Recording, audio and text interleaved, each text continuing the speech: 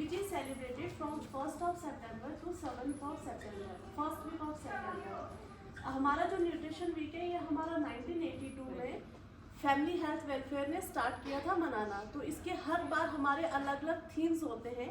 जो हमारा इस बार का थीम है वो है सही खाएं, उचित मात्रा में खाएं और माइंडफुल ईटिंग। जो भी खाना है वो मन लगा के खाएं। और इसका है कि reduce staples like sugar, oil and salt in our diet. जो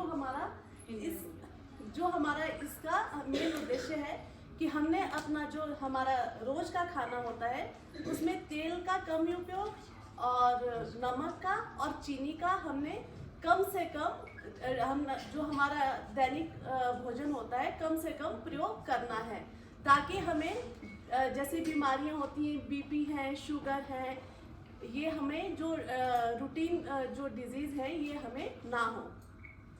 और हम आज जो यहाँ आए हैं, हम आप लोगों को बताने आए हुए हैं कि हमें जो हमारा गर्भावस्था होती है तो इसमें हमें क्या क्या खाना चाहिए, कौन सी चीज़ें खाएं और कौन सी चीज़ें नहीं खाएं, और आपका जीवन शैली कैसे होनी चाहिए, आपका मानसिक स्तर कैसा होना चाहिए, इस चीज़ के लिए आज हम आपको यहाँ बताएंगे। हमारा जो डेली का जो हमारा रूटीन का खाना होना चाहिए, जो हमारा लंच, दोपहर का खाना और रात का खाना, उसमें हमारी रोटी भी होनी चाहिए, देखो दाल भी होनी चाहिए, दही भी होना चाहिए, हरी सब्जी भी होनी चाहिए, सलाद भी होना चाहिए। और जो हमारे अंडे हैं ये हम सुबह नाश्ते में खा सकते हैं। और जो हमें फ्रूट्स हैं वो जब हमारा आपका टाइम होता है 10 से 10:30, जो लंच से पहले वाला टाइम है वो इस वक्त हमने फ्रूट्स खाने हैं 10 से 11 बजे के बीच में। आपके खाने योग्य जो पदार्थ होते हैं, आपने अनाज, दालें, हरी सब्जियां और मौसमी फल, ये सारी चीजें आपके रोज के आहार में होनी चाहिए।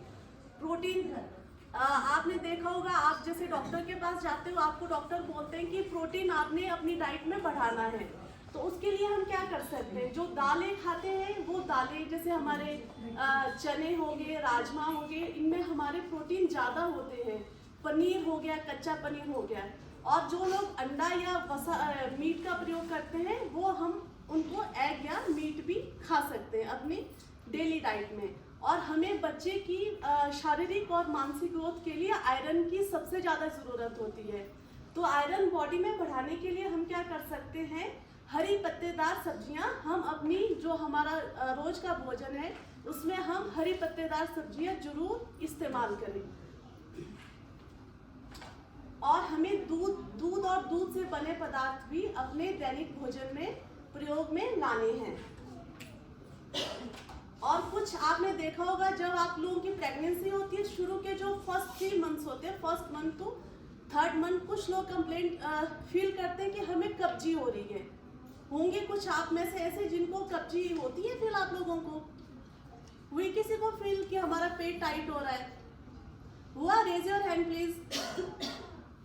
जिनको कब्ज रहता है, या अपने वैसे भी हम अपने दैनिक उसमें सलाद जैसे बोलते हैं कि फाइबर रिच डाइट खानी है, तो उसके लिए हम क्या करेंगे, हम अपने भोजन में सलाद की ज़्यादा से ज़्यादा मात्रा बढ़ाएंगे।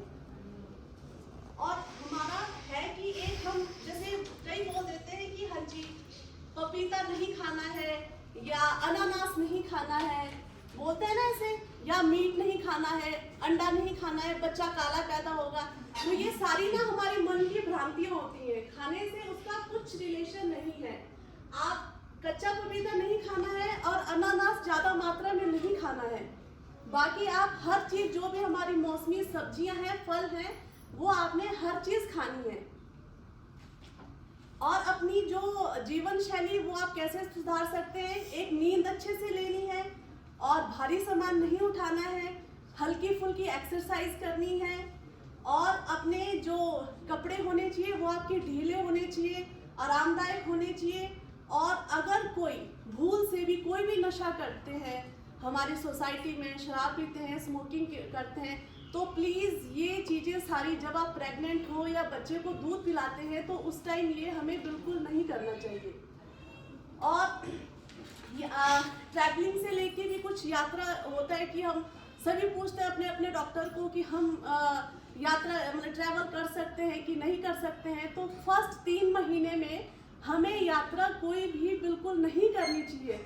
अगर आपको कहीं बहुत ज़रूरी जाना है तब भी आपने अपनी जो साथ में आपको दवाइयाँ हैं वो भी लेनी है, और अपने साथ पानी की बोतल होनी चाहिए, और कुछ हल्का फुल्का नाश्ता आपके बैग में हमेशा होना चाहिए, ताकि आपको कहीं चक्कर या घबराहट कुछ ऐसे फील हो रहा हो आप एकदम से कुछ ले सके। और ऐसे पूरे 9 महीने में कभी भी आप घर से बाहर निकले तो अकेले नहीं निकलना है, घर का कोई ना कोई परिवार का सदस्य आपके साथ होना चाहिए। और यहाँ पे भी कुछ लोग होंगे जिनका हमारा बीपी शुगर हाई रहता है। बीपी जिनका हाई रहता है वो नमक और तले हुए भोजन का कम से कम प्रयोग करें, और जिनका शुगर लेवल हाई रहता है वो गुड़ शहद चीनी अपनी डेली रूटीन से बिल्कुल हटा देंगे। और चाय कॉफी का कम से कम प्रयोग करना है, क्योंकि अगर हमारी माँ स्वस्थ होगी तो हमारा बच्चा स्वस्थ होगा, बच्चा स्वस्थ है, माँ स्वस्थ है तो हमारा समाज भी स्वस्थ होगा। Thank you to all of you.